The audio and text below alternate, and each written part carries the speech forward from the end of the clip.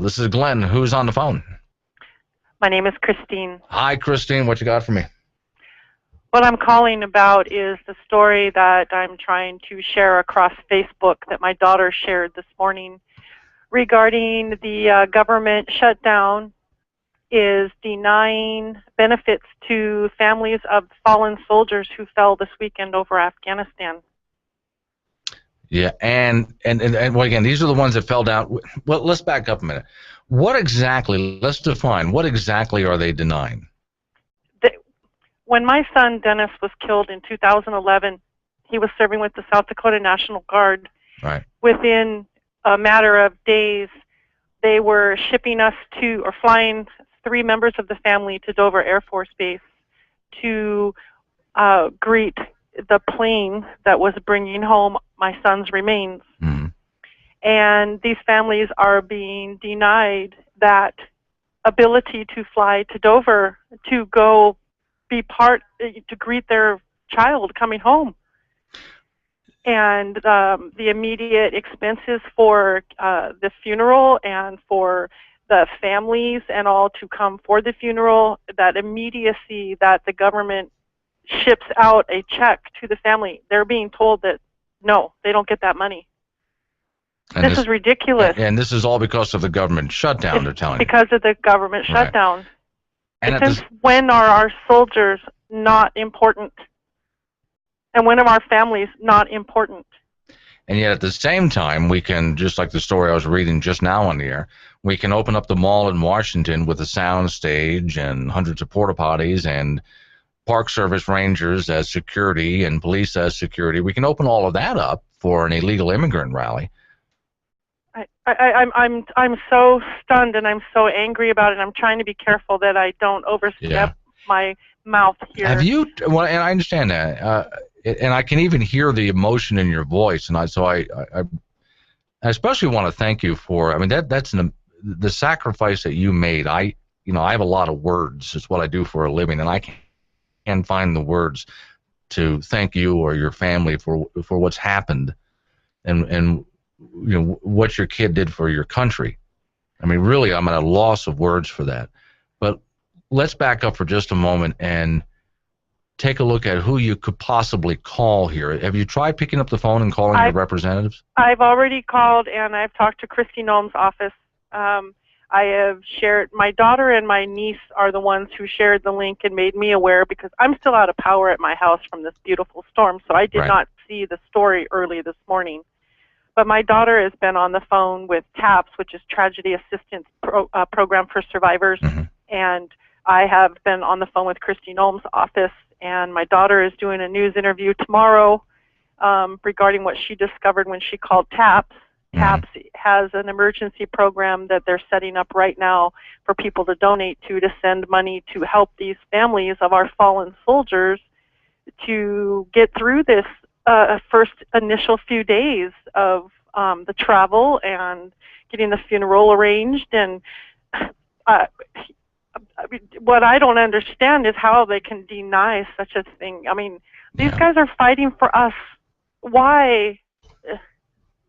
That should be top priority. How can we be that? Yeah, it should be top priority. I mean, I don't care.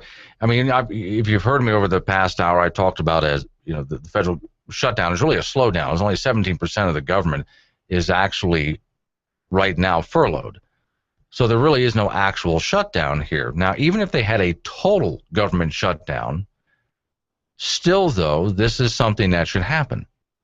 There is just inexcusable. Sure. I think about how I was walked through this process myself 2 years ago, where I was escorted with my casualty assistance officer and was taken to the airplane and walked through the airport systems and got to Dover Air Force Base and checked into the hotel there, and the step-by-step process that we went through to begin that initial process of the healing of and dealing with the shock and the trauma of losing our child.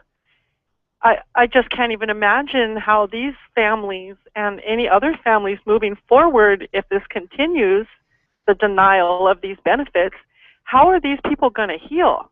How are they going to wrap their head around the fact that they were completely discarded and ignored, and their kids and their husbands or their sons, and there's a daughter, there's a girl that was killed. Come on. It's opening this huge Pandora's box, and I am so disappointed in our government right now. You sound more than disappointed to me. I mean, you sound really cut to the core on this when people step forward to volunteer. These kids are volunteers for us. This is not a draft. This is volunteer. Yeah. And to deny the family, it's not fair. So I hope that you guys that are listening out there, call anybody in the government and say, come on. Right. And I shared a link. In your email to the story. Okay, and I'll make sure to put that on my Facebook page as well. Now, you said you had somebody out there who's following up on the story? My daughter called t.a.p.s, which is Tragedy Assistance Program for Survivors, and their phones have been ringing off the hooks. Okay. And she's working on getting a link. But if you go to t.a.p.s, and you can find t.a.p.s on Facebook too, Tragedy Assistance Program for Survivors, and they are setting up a special fund, from what I'm hearing, to help these families so that they can start this healing process on the right foot. Right. Would you, if it's possible, could you have her call me tomorrow or the next day with an update, or could you even call as well? Because this is a story that we need to push, for lack of a better word. We need to make sure that everybody hears what's going on. I mean, it's one thing, the story that I told in the first hour about that tour bus with the little old ladies on it, from around the world. And it was bad enough and shocking enough to hear the story about what's happening in the mall in Washington when the veterans of World War II can't go visit their own memorial that they paid for with their blood. Literally, their blood, their limbs, their lives. But we can go ahead and have a rally for illegal immigrants and fully pay for that. But this is beyond the pale. We can't let this happen.